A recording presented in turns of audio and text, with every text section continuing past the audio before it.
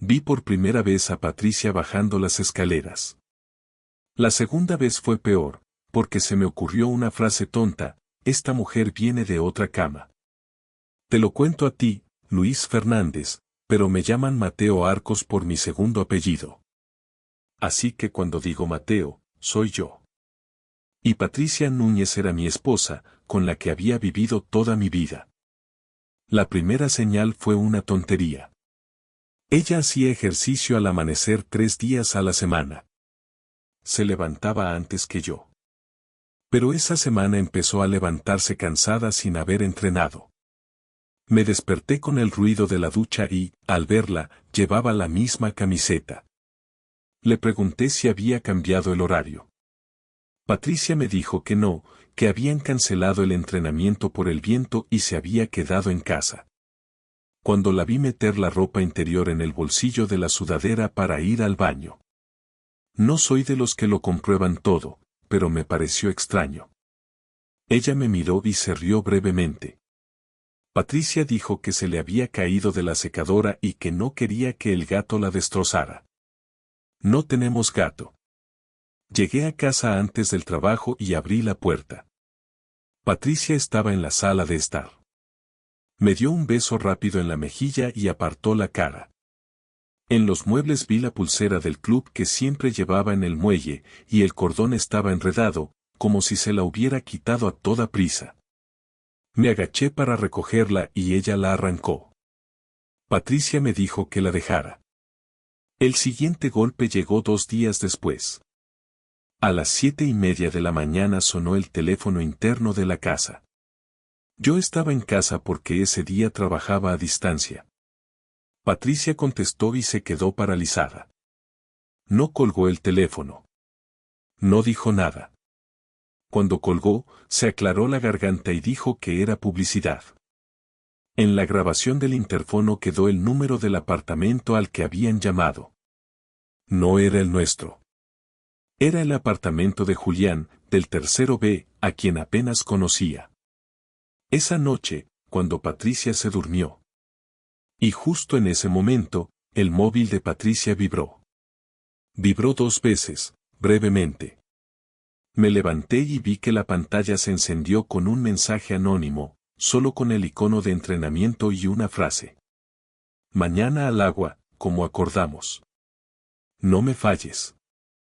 Al día siguiente no hice nada heroico. Hice lo más triste, lo más silencioso. Me levanté, me lavé la cara, me puse una camiseta limpia y me quedé mirando el espejo del baño hasta que me vi ojeras y los labios apretados. La casa estaba demasiado tranquila. Patricia desayunó rápido y se fue diciendo que iba al club a arreglar un tema con el entrenador, Víctor Lara.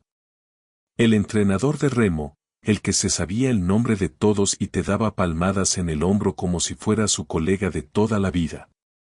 Se fue sin su bolsa grande, solo con el móvil y una chaqueta. Yo la vi cerrar la puerta y me quedé con una sensación en la boca, como metal. Lo del video del interfono fue el primer golpe real, el que ya no te deja volver atrás. Nuestro edificio tiene una cámara en la entrada, de esas que graban cuando alguien abre con llave o con código. Yo nunca miraba eso. Me parecía de gente desconfiada. Pero esa mañana bajé al cuarto de contadores con la excusa de revisar un corte de luz que no existía. El portero automático está conectado a una app que usamos para abrir si viene un paquete. Yo tenía la contraseña porque la configuré yo. Se me secaron las palmas de las manos cuando la app cargó. Busqué el registro de la noche anterior. Y allí estaba. Patricia entrando a las 11:42, no por nuestra puerta, sino por el portal, mirando alrededor. En el video se la veía subir al ascensor, pulsar el tercero, y cuando se abrió, salir con una rapidez que no era la suya. Luego el siguiente clip, a las 12:16. La puerta del tercero B se abrió y Patricia salió primero. Detrás salió un tío con sudadera oscura, gorra, y la postura de quien se cree invisible. Ella se giró, le agarró la cara con las 2 manos y se besaron. Un beso largo, sin prisa. Luego él le ajustó la capucha como si fuera un gesto de pareja. Se fueron hacia el ascensor riéndose, y antes de entrar, ella miró hacia la cámara, pero sin verla, como cuando mira sin mirar. Me faltó el aire. No es una frase bonita, es literal. Se me cerró el pecho y tuve que apoyarme en la pared del cuarto. Me bajó un sudor frío por la espalda y noté cómo me latía una vena en la sien. Me quedé mirando el móvil con los nudillos blancos, y lo peor fue que no sentí ganas de llorar. Sentí una calma rara, como si mi cabeza por fin encajara algo que llevaba días esquivando. Mini Clímax 2. Amplié el video, capturé la pantalla, y vi un detalle que me dio aún más asco. En el llavero del tío colgaba un llaverito del club de remo, el mismo que nos dieron en el embarcadero para abrir el almacén. Eso ya no era un vecino cualquiera. Eso era alguien del club. Y en el registro del telefonillo, ese piso aparecía como Julián. Yo no conocía a ningún Julián en el tercero B. Allí vivía una señora mayor que casi no salía. Algo no cuadraba. Mini Clímax 3. Me fui al salón y me senté. Me crujieron las rodillas al bajar. Me quedé mirando un punto de la pared. El estómago me hacía como si me hubieran dado un puñetazo. Me levanté y fui a la habitación. Abrí el armario de Patricia. Sus leggings de entreno estaban colocados de una forma demasiado ordenada. En un bolsillo interior de la bolsa pequeña, encontré una tarjeta de acceso de un parking cerca del río, de los que están al lado del embarcadero. Tenía fecha de esa misma madrugada. Ese día hice algo que no me reconoce. Fui al club sin decir nada. No para montar un escándalo, no para pegar a nadie, eso solo lo hacen los tontos y los que quieren acabar mal. Fui a ver con mis ojos. Llegué al embarcadero cuando ya casi no había gente.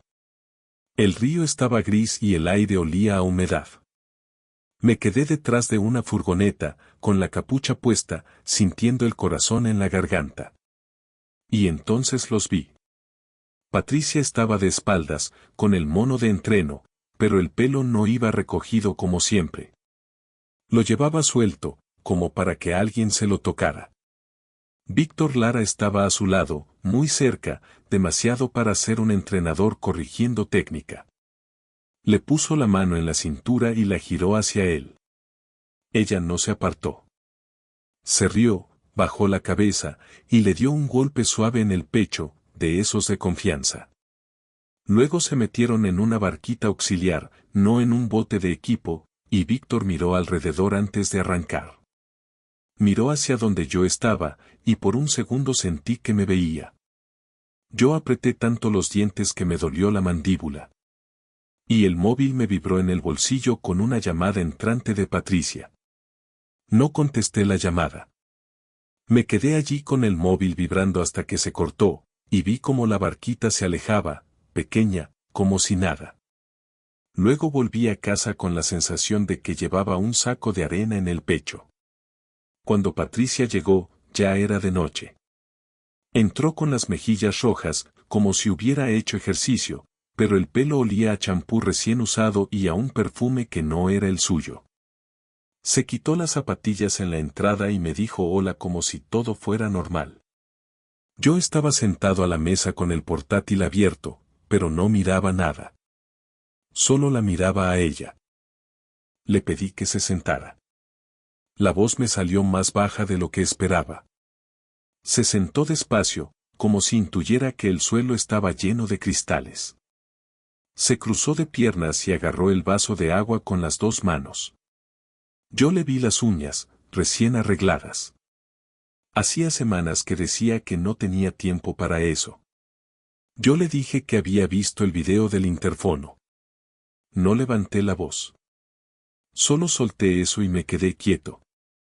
Patricia parpadeó rápido, como si le hubiera entrado polvo. Se llevó la mano a la frente y soltó una risa corta, nerviosa.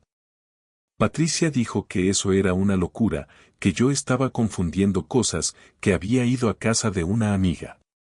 Yo le dije que no, que era el tercero B, que en el registro ponía Julián, y que en el video se besaba con un hombre. Patricia se quedó con la boca abierta un segundo y luego cerró los labios con fuerza. Le tembló el mentón. Ahí vi miedo, no tristeza. Primer mini clímax.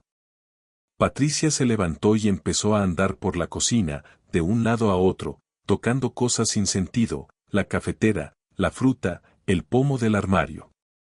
Patricia dijo que no sabía de qué hablaba, que yo estaba invadiendo su privacidad, que eso era enfermizo. Yo le señalé mi móvil y le dije que también la había visto en el embarcadero con Víctor Lara. Al oír ese nombre se le fue el color de la cara. Se apoyó en la encimera como aquella mañana, igual, pero esta vez la vi tragar saliva como si le costara. Segundo mini clímax. Patricia dijo que Víctor era su entrenador y que no podía evitar que la gente hablara, que yo estaba exagerando una corrección técnica. Yo le dije que una corrección técnica no incluye una mano en la cintura y una risa de pareja, y que tampoco explica el beso saliendo del tercero B. Patricia se quedó callada un segundo, y ese silencio fue peor que cualquier grito. Luego Patricia dijo que había cometido un error, que estaba pasando una mala racha, que yo últimamente estaba distante. Yo la miré y me reí, pero fue una risa fea, de garganta seca. Distante, si yo llevaba semanas preguntándole si estaba bien y ella me respondía con el móvil en la cara. Tercer mini clímax y confirmación. Yo le dije que quería ver su móvil. Patricia lo apretó contra el pecho. Ese gesto, tan infantil, me encendió algo en la nuca. Le dije que no me lo diera si no quería, que ya tenía suficiente. Y entonces ella, para intentar controlarlo, lo desbloqueó y me lo puso delante, como quien enseña un recibo. Lo hizo confiada, creyendo que había borrado todo. Pero no contó con una cosa. En el historial de ubicaciones, el teléfono marcaba el parking junto al río, casi cada madrugada de esa semana. Y en la lista de contactos recientes, había uno guardado como J, sin foto. Yo le di al contacto y vi el nombre completo en la ficha de la tarjeta SIM, Víctor Lara. Patricia intentó quitarme el móvil de la mano. Me lo arrebató y empezó a llorar, pero no era un llanto limpio. Era un llanto con rabia, con defensa. Patricia dijo que ella no quería hacerme daño, que Víctor la entendía, que el remo le había cambiado la vida, que se había sentido viva otra vez. Yo me quedé sentado, notando cómo se me agarrotaban las piernas, como si llevara horas corriendo. Le dije que me mirara a la cara y me dijera cuánto tiempo. Patricia se quedó mirando el suelo. Luego soltó, casi en un susurro, que desde hacía un mes. Justo un mes. Y añadió una frase que me clavó. Patricia dijo que no era solo él, que antes ya había hablado con otros, pero que con Víctor había ido más lejos. Yo noté que la silla se me iba hacia atrás y tuve que agarrar el borde de la mesa para no levantarme de golpe. Ella dio un paso hacia mí, como para tocarme el hombro, y yo aparté el cuerpo sin pensarlo. En ese momento sonó el timbre de casa, fuerte, 2 veces, y Patricia miró la puerta como si supiera exactamente quién era. No abrí la puerta. Me quedé mirando a Patricia y ella mirando al pasillo, con los ojos muy abiertos. El timbre volvió a sonar. Yo respiré por la nariz, lento, porque si abría en ese momento, podía montar un circo del que luego me arrepintiera. Patricia dijo que no sabía quién podía ser. La voz le salió finísima. Yo me levanté y fui al recibidor. Miré por la mirilla. Era Víctor Lara.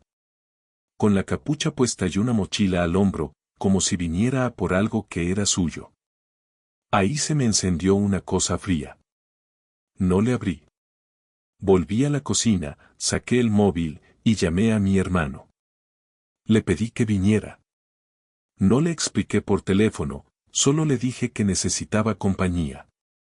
Luego volví al recibidor, abrí la app del interfono, y activé el bloqueo de acceso al edificio desde nuestra cuenta. Es legal, es nuestro usuario, y yo lo gestionaba. Víctor se quedó fuera. Lo vi por la mirilla tocar otra vez, mirar el móvil, y bajar las escaleras con un gesto de rabia. Mi venganza no fue de película. Fue de adulto cansado que quiere recuperar el control sin acabar denunciado ni en un calabozo. Empecé por lo básico, lo que te protege. Esa misma noche hice captura de todo lo que pude, el video del interfono, las ubicaciones, el contacto.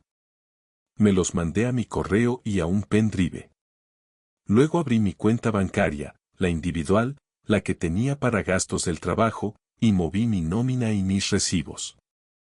No dejé a Patricia sin nada, no soy un monstruo ni me interesa hundirla. Pero la cuenta conjunta la dejé solo con lo justo para hipoteca y suministros, y avisé al banco para que cualquier retirada grande necesitara doble firma. Eso se puede hacer, y lo hice con asesoramiento al día siguiente, con un gestor que conozco. Primer mini clímax. Al día siguiente, por la tarde, cambié la cerradura del trastero donde guardábamos mis cosas de valor, la caja con papeles, el portátil viejo y algunas herramientas. No le quité nada a ella. Solo protegí lo mío. Cuando Patricia lo vio, se le fue la cara de indignación a pánico. Patricia dijo que qué estaba haciendo, que parecía que yo la estuviera echando de su propia casa. Yo le contesté que ella ya había salido de esta casa muchas noches y no precisamente para comprar pan. Segundo mini clímax. Lo siguiente fue el club. Fui al embarcadero con el estómago revuelto y la boca seca. Pedí hablar con la presidenta, una mujer que lleva años allí y no se casa con nadie. No fui a gritar, fui con pruebas y con calma. Le enseñé el video del interfono donde se veía a Patricia saliendo del piso asociado a J, y le expliqué que ese J era Víctor Lara, entrenador contratado por el club. También le conté que yo había visto a los dos usando una barquita auxiliar fuera de horario. Eso, más allá de la infidelidad, es una infracción seria por seguridad y por uso de material. La presidenta me miró con cara dura, pero cuando vio el llavero del club y las fechas, apretó los labios y me pidió que se lo dejara por escrito. Tercer mini clímax y giro. Esa misma noche, Patricia recibió un mensaje del club pidiéndole que no asistiera a entrenos hasta nueva revisión. Y a Víctor Lara le suspendieron de inmediato mientras abrían investigación interna. No lo celebré. No sentí alegría. Sentí un alivio raro, como cuando te quitas una piedra del zapato después de caminar kilómetros. Pero la cosa no se quedó ahí. Víctor no se quedó quieto. Se presentó en mi trabajo al día siguiente, en la puerta del edificio, esperando como si yo fuera a hablar con él de hombre a hombre. Yo lo vi desde lejos y me quedé clavado. Era más alto de lo que parecía en el río, y tenía esa sonrisa falsa de entrenador que te anima aunque estés hecho polvo. Se acercó y me dijo que necesitábamos hablar. Yo le dije que no tenía nada que hablar con él, que cualquier cosa se la dijera a un abogado. Víctor dijo que yo estaba arruinándole la vida, que esto era personal. Yo le dije que personal fue meterse en mi casa y en mi cama, y que lo demás eran consecuencias. Se acercó un paso más, invadiendo. Yo sentí el impulso en los brazos, como un tirón, pero me quedé quieto. Saqué el móvil y marqué a seguridad del edificio. Víctor se rió, pero la risa se le cortó cuando vio salir al vigilante. Retrocedió, levantó las manos y dijo que solo quería arreglarlo. Antes de irse, me soltó una frase que me dejó helado. Víctor dijo que Patricia no te ha contado ni la mitad y que si yo seguía, él también hablaría. Y al decirlo, me miró como si tuviera algo guardado. Esa noche, cuando Patricia llegó a casa, venía con una bolsa grande en la mano y los ojos hinchados, y me dijo que tenía que contármelo todo de una vez. Patricia dejó la bolsa en el suelo del salón como si pesara 1 tonelada. Yo estaba sentado en la esquina del sofá, con las manos entrelazadas, apretando los dedos hasta que me dolían las articulaciones. Me notaba la garganta seca, y cada vez que tragaba era como tragar papel. Ella se quedó de pie, sin saber dónde poner los brazos. En la tele salía un concurso cualquiera, sin sonido, y eso lo hacía aún más raro, ver bocas moviéndose sin oír nada mientras nosotros nos deshacíamos. Patricia dijo que Víctor la estaba presionando. Dijo que cuando el club lo suspendió, él se puso agresivo, no con golpes ni nada así, pero con mensajes, llamadas, con esa insistencia que te mete miedo sin tocarte. Yo le pedí que se sentara. Se sentó al borde del sillón, rígida. Abrió la bolsa y sacó un montón de papeles, capturas impresas, como si hubiera preparado un dossier. Verla así, ordenando su desastre en folios, me dio una cosa en el estómago. Me llevé la mano a la boca sin darme cuenta y me mordí el nudillo. Primer mini clímax. Patricia dijo que Víctor no era solo un lío del club. Dijo que él la había conocido antes, hace meses, cuando ella empezó a entrenar en serio y yo estaba con el cambio de proyecto en el trabajo, más horas, más cansancio. Dijo que al principio era solo hablar, y que él le escribía por las noches.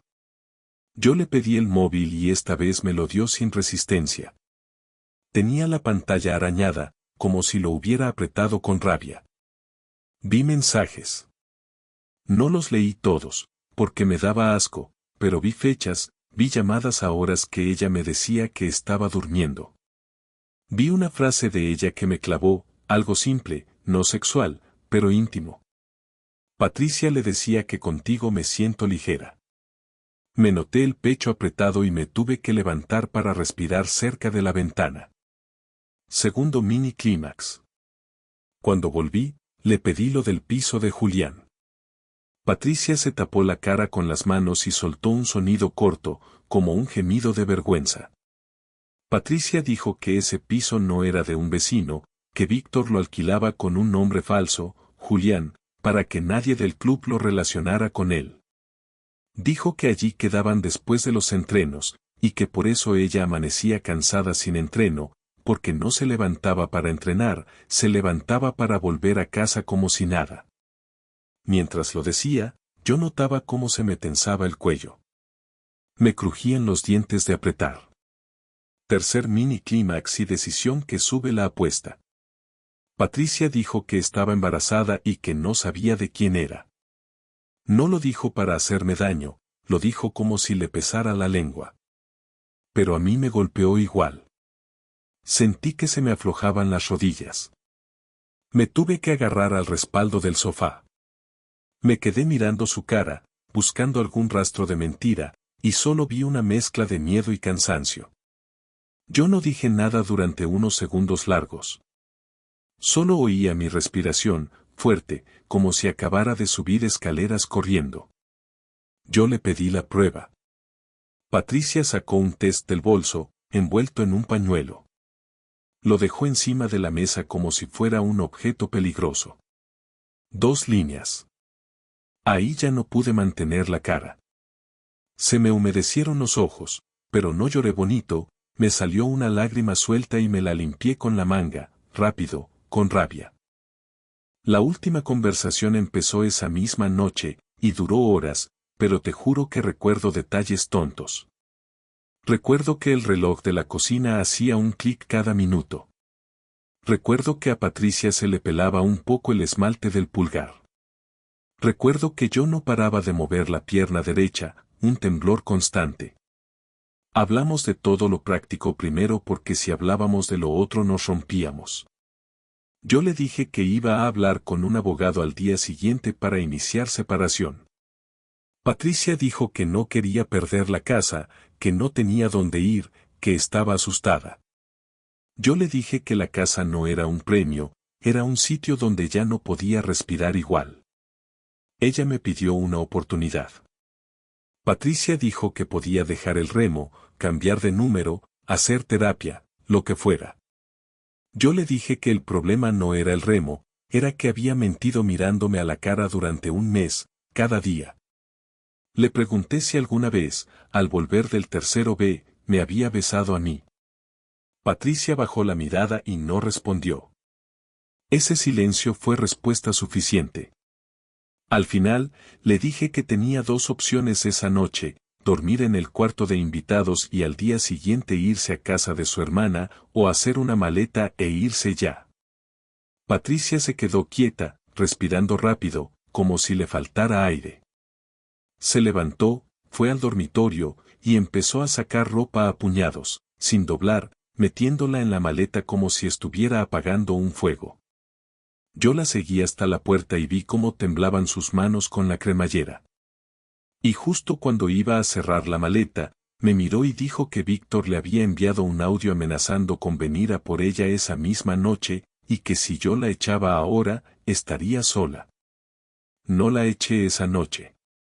No por amor, ni por pena romántica, sino por sentido común. Le dije que se quedaba en el cuarto de invitados y que yo llamaba a su hermana para que viniera a por ella al día siguiente temprano. Patricia asintió como un robot. Le di una manta y un vaso de agua. Ella lo cogió con las dos manos y se le notaban los dedos fríos. Se metió en el cuarto y cerró la puerta despacio. Yo me quedé en el pasillo un rato, mirando la madera, escuchando si lloraba. No lloró. O si lloró, lo hizo sin ruido. Esa noche dormí poco. Me despertaba con cualquier crujido. A las 7 llamé a su hermana, Marta, y le dije que necesitaba que viniera. No entré en detalles por teléfono, solo dije que era urgente. Cuando llegó, Patricia salió con la maleta, ojerosa, sin maquillaje, y por primera vez en semanas la vi sin máscara. Marta la miró con cara de ¿qué has hecho? Patricia no dijo nada. Bajaron las escaleras y yo me quedé en el rellano, con la mano apoyada en la barandilla, sintiendo un hormigueo en los antebrazos, como si el cuerpo no supiera qué hacer ahora que ya no tenía que contenerse. La resolución no fue un golpe final dramático. Fue una cadena de cosas concretas en pocos días, todas dentro del mismo mes, como si el tiempo se hubiera acelerado. El abogado me confirmó que con las pruebas y con una separación bien planteada, lo mejor era dejar todo por escrito. Hicimos un acuerdo provisional de uso de vivienda y cuentas. Patricia aceptó porque no tenía margen para exigir, y porque yo, aunque estaba roto, no quería ser injusto. No hubo gritos en el despacho, hubo miradas al suelo y firmas con manos temblorosas. Con Víctor Lara la cosa se cerró también rápido. El club terminó la investigación. Lo suspendieron definitivamente por uso indebido de material y por conducta inapropiada con una socia. Él intentó hacerse la víctima en redes, pero no le funcionó. Nadie publicó detalles íntimos, pero en el mundillo del remo se sabe todo y se sabe rápido. Además, yo puse una denuncia por acoso cuando empezó a enviar mensajes insistentes a mi número y al de Patricia. No te imaginas lo que cambia la cara de alguien cuando ve un papel oficial. Bajó el tono de golpe. No lo vi más por mi trabajo, ni volvió a acercarse al edificio. Patricia, por su parte, se hizo la prueba de paternidad cuando el médico lo permitió, y ahí se despejó lo que faltaba. No era mío. Yo lo supe por una llamada de su hermana, no por Patricia. Eso fue lo último que me quedaba por asumir. Cuando colgué, me senté en el borde de la cama y me quedé mirando mis pies descalzos en el suelo frío. Me noté un temblor en la mandíbula.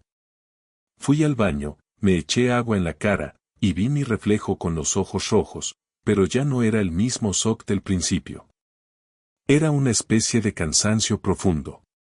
La última vez que hablé con Patricia a solas fue 2 semanas después, en una cafetería cerca del juzgado. Ella llegó con una carpeta, más delgada, con la cara más dura. Se sentó y no pidió nada.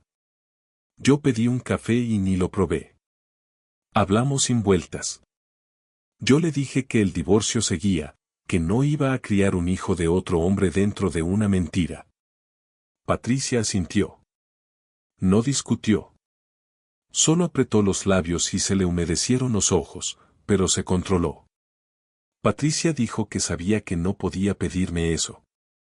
Dijo que había destrozado todo en un mes, que todavía no entendía cómo se le había ido así. Yo le dije que yo sí lo entendía, que se le fue porque cada paso le parecía pequeño hasta que ya no había vuelta. Salimos de la cafetería y en la puerta ella intentó tocarme el brazo. Yo di un paso a un lado, suave, sin violencia. Nos miramos un segundo. No hubo insultos. Ella se fue hacia la derecha, yo hacia la izquierda. Y ese gesto simple, caminar en direcciones opuestas, fue más definitivo que cualquier frase. Ahora, ¿qué queda para mí? Queda reconstruir rutinas sin ella. Queda volver al río algún día, pero no para competir ni para demostrar nada. Queda aprender a dormir sin escuchar un móvil vibrar. Sigo viviendo en la misma casa por ahora, pero he cambiado cosas. He movido los muebles, he tirado cosas que olían a ella, he pintado una pared que siempre quiso blanca y yo nunca tuve ganas.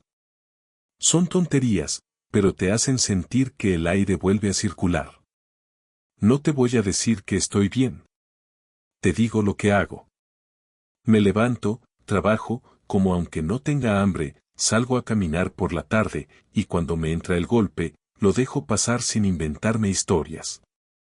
A veces me quedo quieto en la cocina, con la taza en la mano, y me acuerdo de aquella primera mañana, la cara de Patricia, la mueca de sonrisa.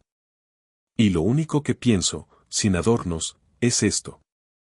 En un mes me quedé sin mujer, pero también me quité una venda de los ojos, y aunque escuece, al menos ahora veo por donde piso.